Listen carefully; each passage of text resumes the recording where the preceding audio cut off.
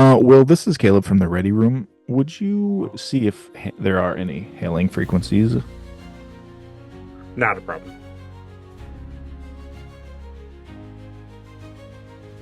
Oh, this just in. Hailing frequencies are open. Wish I knew what to tell them. They're hailing us. Hailing frequencies open. Captain, we're receiving 285,000 hails. Wish I knew what to tell them. Welcome back, everybody, to Hailing Frequencies Open, where each week Will and I sit down and we talk about things that you talked about on episodes of Star Trek that we talked about when we talked about that episode. This is the episode where we get to talk about all the fun things that you let us know how you feel about episodes and other fun topics that we always get down into. We go down some rabbit holes sometimes, which is fun. Very fun. So, the first comment we're going to read is from Ed Markstars. This is from Booby Trap, obviously. Ed says, I very much like this episode, but my issue is the pacing. The story moves at the speed of a romance novel. The whole hologram relationship felt gratuitous and unnecessary. I'm disturbed by the notion that Geordi LaForge is just a lonely, awkward teenage trapped in a doll body. That's a good way to put it. Yeah. It's equally disturbing to suggest that staff is not professional enough to focus on the task at hand, especially when their lives are at stake. Yeah. What about the fact that staff are unprofessional enough to refuse to go on what are clearly dates with people they are not interested in? Yeah. Oh, man. Yeah. Where's the justice? Where's the justice? What was the drink name? Well, you know it well. What's the drink name? Coco No No. Coco No Nos. Very good. Uh, Good. As a result, my objection to Booby Trap is aimed at Paramount Productions, which continues to dilute an interesting story with clumsy romance, or TNA, as they used to say back in the 80s. Yes, that's good. That's good. Yes, I do. Yes, I do get that. He continues. I feel like Alex Horn. Oh, geez. Okay, he continues. The demands of production heads have resulted in many cringe scenes throughout the TNG series. This will never blind me to the brilliant execution of each overall episode. Yeah, that's true. There's a lot of slop sometimes, but overall the story was really good. I agree. In fact, I think I gave it the highest rating so far. So the Geordi being a lonely goof falling in love with the robot didn't sway me enough from liking the complete episode. True. And I think that's the point that Ed is really referring to. Yeah. Yeah. Then he says the Popcorn Award goes to LeVar Burton as Geordi LaForge. He handled the mandatory hollow love scenes like a champ while maintaining his boyish likability. Yeah, that's a good point that like LeVar Burton did a really good job, even though that's a pretty sloppy script he was given, you know? Absolutely. Yeah, I agree. And the funny thing is, this is on Patreon, so Ed got to comment early. So the rest of you, as of recording this, haven't seen a review of Booby Trap. Yes, that's right. So Season 3 of the Retrack Review. Exactly. Episode 1. So get ready for that new intro. But we'll hold on to that Popcorn Award until we get more. Don't butter that corn yet. That's right. As they say. You've heard them say that. Popular saying. Yep. All right. We'll strap into your cryo chambers. We got a long one here. He has been unchained. He's not on this week, so now he's back. And he's better than ever. So this is from our episode The Bonding, where Wolf gains a brother. This is a comment from my office. My brother. Him and I also took the brother oath, and I never see him. So, we never talked to him ever again. Yeah, he's moved. All right, so he says, in an effort to make my comment more concise, I ran all my notes through AI and my Mac using concise mode. It did make things a little shorter, but I decided not to edit anything and share the craziness with you both. Enjoy. Well, this Oh God. Already Uh, off to a good start. Great start. Yeah, so we're not going to know where he is and where AI is. We're not going to have any idea. Seems like he announced it this time, but then throughout it, he doesn't tell us when he pipes in and when AI pipes in. So yeah, it'll be I'm fun. going to say he notates when he pipes in and the rest of it is AI. Okay. Well, this he says AI starts here. Yep, Worf's away mission ends in tragedy as a Koinoinians meets their demise. Yeah, it's a weird. That's a weird alien name. I That's told you. weird. I told Deanna realizes something's wrong, and the team beams up, but one member doesn't make it. you. Lieutenant Marla Astor, which is funny. We Yeah, just talked about Marla. That's like the only name they can pull. that's it. Killed in a routine mission, had a 12-year-old son, Jeremy, and a deceased father. I don't know, I'm reading it like George Takei. Her aunt and uncle are back on Earth, leaving Jeremy an orphan. A wharf mission is sent to But connect. A wharf mission is sent to connect with him. but it also says earlier that she has a deceased father. It says the Lieutenant Marla Astor killed in a routine mission, had a 12-year-old son Jeremy, and a deceased father. It's not Oh saying yeah, Jeremy has it. I didn't even catch that.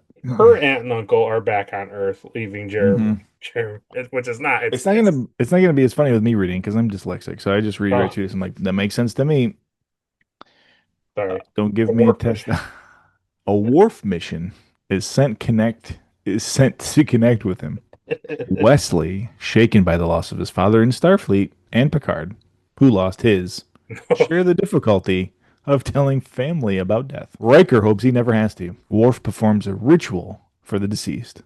Picard's concern about carrying children on a starship due to risk is understood by Marla, Got who it. underst she's dead, who understood the mission and Picard's duty. Right. Jeremy will understand in time.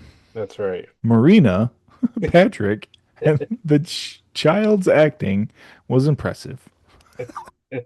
On the Enterprise, no one is truly alone, and Picard extends this to Jeremy, especially knowing his feelings about children. Truly You can't alone. switch between their real names and their character names like that. Because Well, I when he read it gets, and I'm like, who the heck's Marina? No, it's Marla. Marina. but No, then he says Marina. Patrick and Marina not Sirtis and Picard, right? Patrick's. Yeah. Oh, God. Oh, Okay.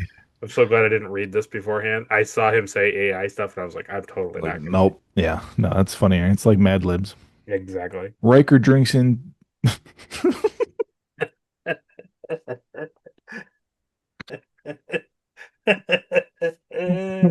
uh, so now I know Oh, why he man. sent it to us. I hate that I just pick he's at home listening to this and he's just oh, we had such a good laugh. He's just eating Cheerios and laughing. Yeah. Riker drinks in the 10th forward. Data wonders how well Riker knew Marla and why everyone asked about their relationship. Does knowing someone matter when they're gone? Tasha returns, but the absence feels more intense with a friend. Maybe all death should hit as hard as a friend's. If I don't know why that was funny. If so, human history would be different. The Agree. tricorder didn't reveal. Yeah, that's wow, man. Those are words to really think about and live by. The tricorder didn't reveal the explosive. They diffused it.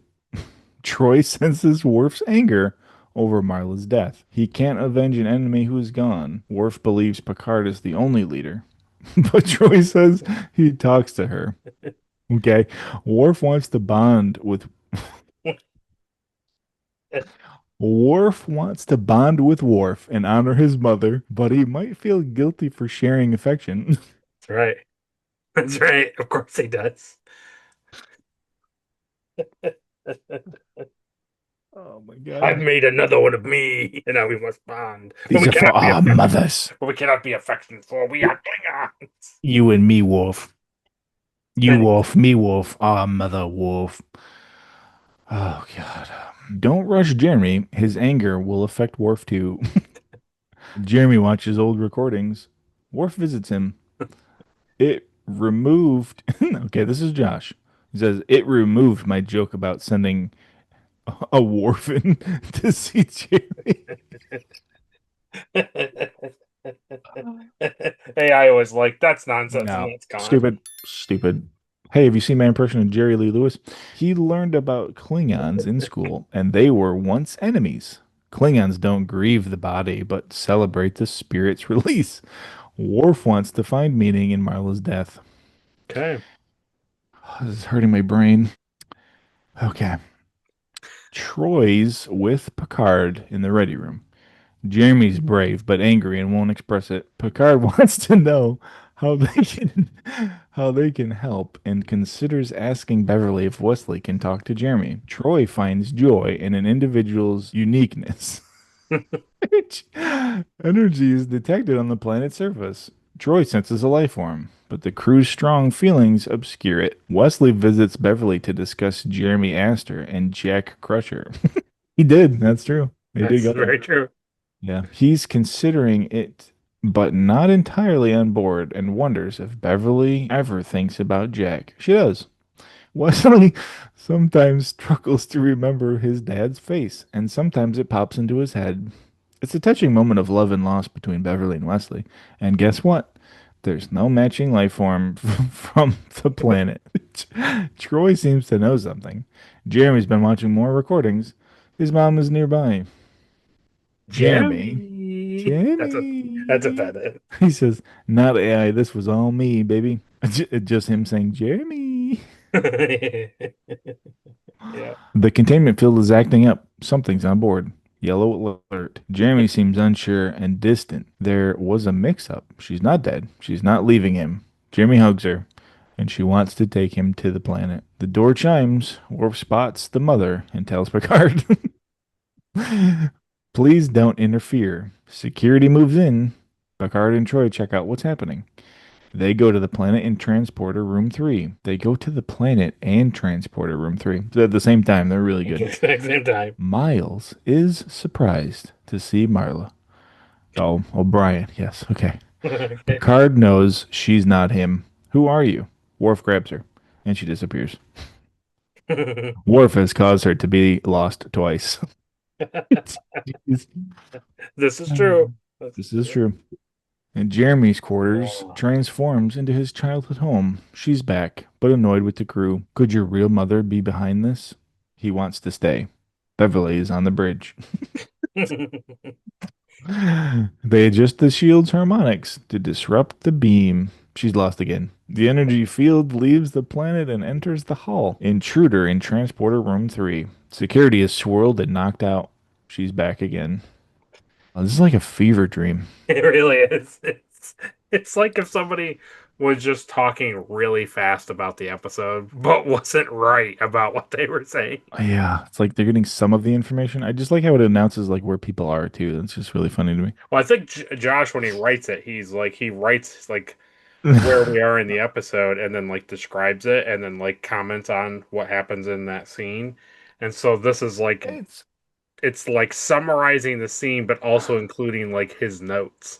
It's like his personal take, but also it's trying to like turn it into like an actual word form. Yes. I don't know what he's using because it's got to be the way he writes because I use AI to like summarize like our game sessions and it's never like this. I think it's trying to concise his summary of the episode and his funny little like quips about the episode, and it's trying to make that like one paragraph of thought, and it's a mess. Processing, computer working. Hilarious, dude. Hey, the transporters are down, and security is on high alert at transporter room 3. Force fields are up, and Jeremy spooked. she's, she's determined to keep the boy close. Force checks the computer and finds the transporter back online. Yep. The Force, now the Forces, somebody's midichlorians are involved, so that's good. He's like thinking. Yeah. But they go down again after an override. It turns out the entity is a we made of matter and energy. They're upset about the physical ones and can't stand seeing anyone suffer. They're upset about the physical ones. They're upset Oh, about yeah, because they're matter and energy. I can just see his little quip that he put in there to be, like, oh, these entities are made up of matter and energy. But they're upset because the physical beings, they had good intentions, but things didn't go as planned. Please bring Wesley to the Astor quarters. Will they take care of him? Cherish memories, not just live in them. Jeremy needs to deal with his grief. Wesley shows up and talks about his pain, saying he didn't want anyone to see how he felt. He was angry at Picard, who led the mission and came home, but Jack didn't. Wesley's anger has subsided. Jeremy's also mad at Worf, who lost his parents too. Worf wants to help Jeremy, and they have a heart to heart. Marla Astor now lives with them. Oh yeah, she totally does. She lives here. She lives here in them inside. Yes. Worf wants to become brothers with Jeremy. She leaves, and Jeremy is now part of Worf's family. AINs. Oh, Oh my God, dude. Oh. All right, so now we can actually hear from Josh. He says, two akutas from me. I would say the blue electrical effect of the alien would count towards the electrical counter for the season for sure. Great review as always. I'm hoping to see Caleb enjoy this season more than the last two. Well, that's already happened. Oh, my brain. well, he's the only one to comment on this episode. So there you go, Caleb. What's it say? He says the popcorn award to Patrick Stewart is what he says the popcorn award goes to this week. Yeah. I'm So going to say I disagree with him completely. I know that's. I think the kid that played Jeremy was pretty good, actually. yeah, his name was Yeah, Gabriel Damon. Gabriel, okay. Yep. I was going to say, did he grow up to be the lead detective on Criminal Minds? That's pretty cool. For a couple seasons anyway before that guy left because the show was too much about crime. Yeah, I think he did a pretty good job. I'm not a big fan of child actors for the most part, but I think he did a really good job of playing this somber kid. Like when he's just Yeah. sitting in his quarters watching the videos and he's just sitting there. Yeah. I was like, dude, this is messed up. Like I felt bad for him. And I was like, this is really crazy. And they're all debating on what to do with him. And then it's just like, he just lives alone in his quarters now.